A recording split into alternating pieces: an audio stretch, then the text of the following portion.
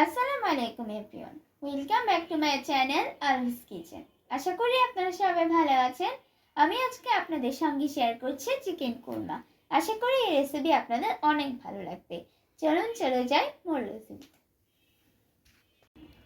Chicken korma বানানোর জন্য এখানে চিকেনগুলোকে রেগুলার কাট করে কেটে পরিষ্কার করে নিয়েছি। এখন দিয়ে দিচ্ছি টক দই। টক দইটা দিয়ে ভালো করে চিকেনের সাথে মেখে রেস্টে রেখে দেব 30 মিনিটের জন্য। এখানে টক দই দিলে চিকেনে কোনো ব্যাড স্মেল পাওয়া যাবে না। এখানে একটি প্লেটে 7 থেকে 8টা এলাচ, 2 টুকরো দারুচিনি, 10-12টা গোলমরিচ, 1 টুকরো জায়ফল ও কিছু জয়িত্রী নিয়ে নিয়েছি। এখন এগুলোকে গুঁড়ো করে নেব। এখানে কিছু আমান বাদাম, 3টা কাঁচামরিচ ও কিছু পেঁয়াজ কুচি নিয়ে নিয়েছি। এখন এগুলোকে ব্লেন্ড করে নেব। প্যানে আমি তেলের সাথে ঘি গরম করে নিয়েছি। এখন আমি দিয়ে দিচ্ছি এলাচ, দারুচিনি, লবঙ্গ, তেজপাতা, গোলমরিচ। এবারে দিয়ে দিচ্ছি পেঁয়াজ কুচি। পেঁয়াজটাকে হালকা ভেজে নেব।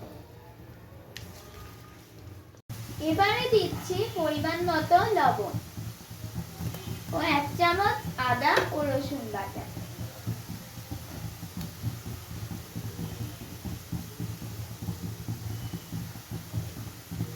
এখন দিয়ে দিচ্ছি আগে থেকে যে বাদাম, কাঁচামরিচ, পেঁয়াজ দিয়ে যে পেস্টটা বানিয়েছিলাম সেই পেস্টটা। এখন সবকিছু খুব ভালো করে কষিয়ে নিব যতক্ষণ না কাঁচা ভাবটা চলে যাচ্ছে। বাটিটা ধুয়ে একটু পানি দিয়ে দিচ্ছি। দিচ্ছি 1/2 চামচ জিরা গুঁড়ো, 1/2 চামচ ধনিয়া গুঁড়ো, দিয়ে দিচ্ছি 1 চামচ মরিচের গুঁড়া। ঝালটা আপনারা আপনাদের পরিমাণ মতো বাড়িয়ে কিংবা কমিয়ে নিতে পারবেন। এখন দিয়ে দিচ্ছি দই দিয়ে ম্যারিনেট করে রাখা চিকেনটা। এই সময় চুলার আঁচ লো হিটে রাখতে হবে, তা না হলে দইটা ফেটে যেতে পারে। চিকেনটাকে কষিয়ে নিয়েছি। এখন দিয়ে দিচ্ছি আগে থেকে যে গোড়া মশলাটা করে রেখেছিলাম সেটা। এখন চিকেনটাকে আরো ভালোভাবে কষিয়ে নিব।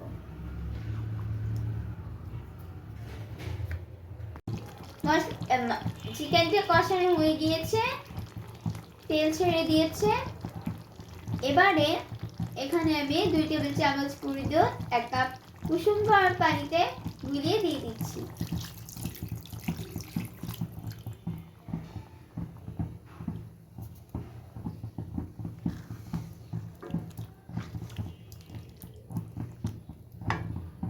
এখানে বেশি পানি দেওয়ার প্রয়োজন নেই, কারণ মাংসটা কষানোর সময় এটা সিদ্ধ হয়ে গিয়েছে। এখন এটাকে আরো 10 মিনিট রান্না করে নিব। এখন আমি ছেলেটাকে বন্ধ করে দিব। তৈরি হয়ে গিয়েছে চিকেন কোরমা। আশা করি এই কোরমার রেসিপি আপনাদের অনেক ভালো লেগেছে।